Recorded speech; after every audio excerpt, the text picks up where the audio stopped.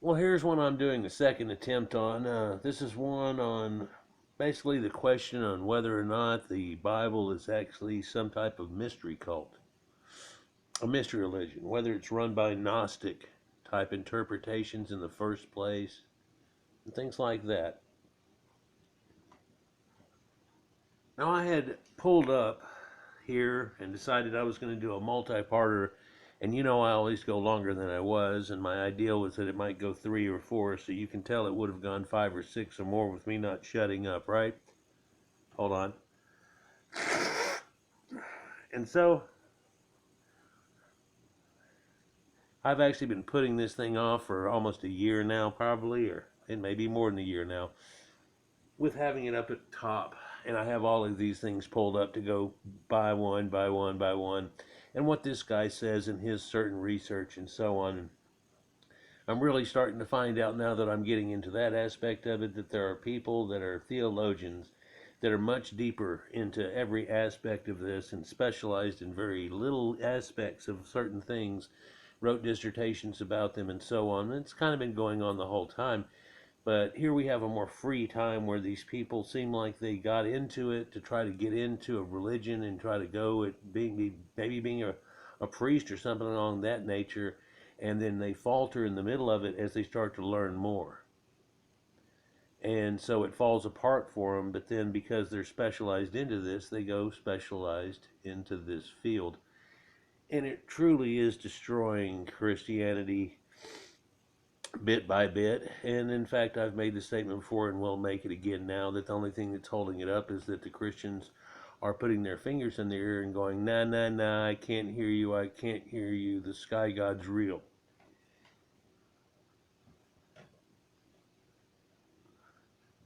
Effectively.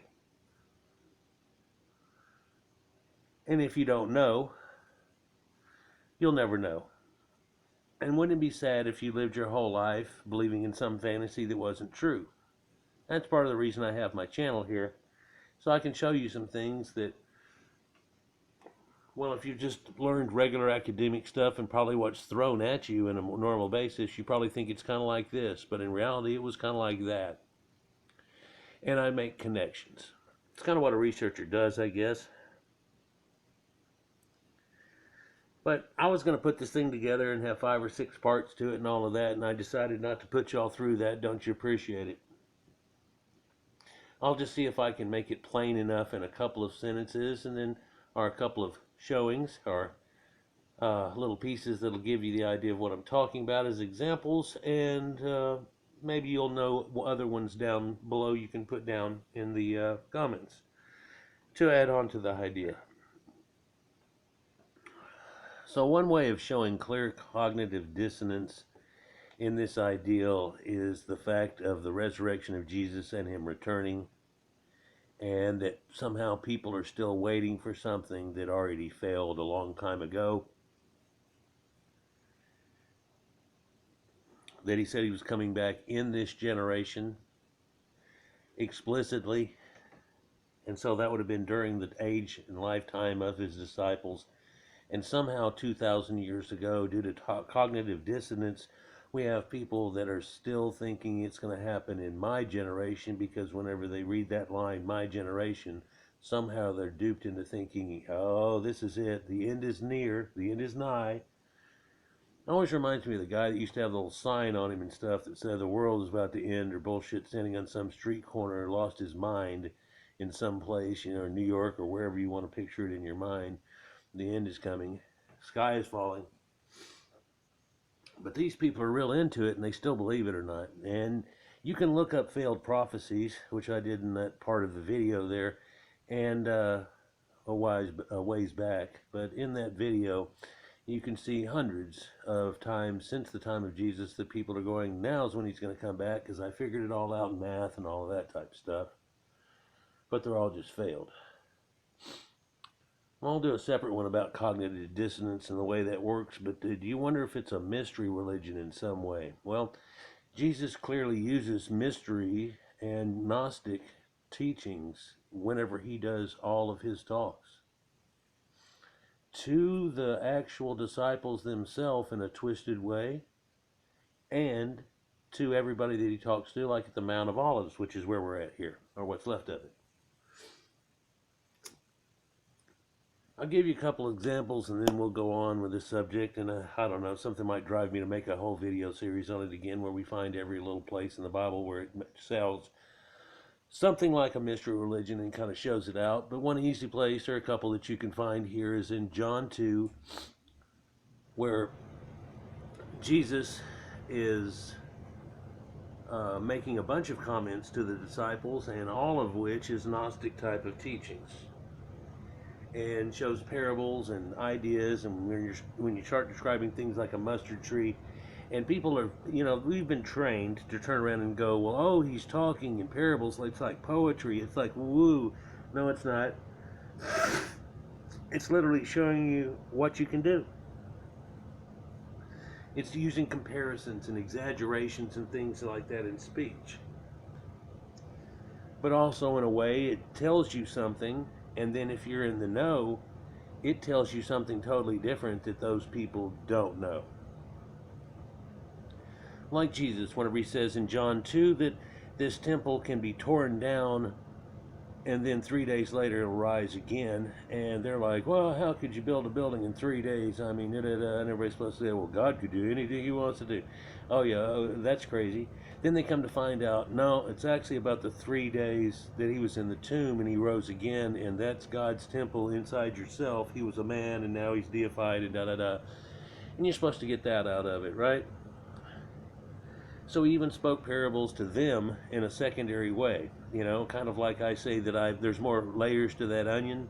Just like whenever you're in one of these Gnostic things, they'll teach you something and it'll start to change what you think about everything else and how it worked out. And there's more layers to that onion. Once you've consumed that and gone through it and all happy, and then you get hungry again, give you another piece and teach you something else, and it totally changes what you might think about the entire thing again. And there are times that this happens whenever you're going through sacred rites of all of these mystery religions. Which is Christianity one? Well, yes, it actually presents itself as a mystery religion. Another easy way is whenever he's out the Mount of Olives, which we're showing here, to where he talks to these people in parables and stuff, and it looks kind of weird, and you read through it and you'll realize that, yeah, it's got some weird stuff in it, and he's talking all about mustard tree stuff and everything else.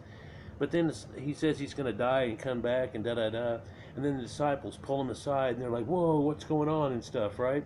And he explains to these people that whenever you're in the know, that it means something else to you, then he's not going to explain it to those people, and he just writes them off to where they got enough for what they thought of, but they don't know the secret of it, but he teaches the secret to his disciples.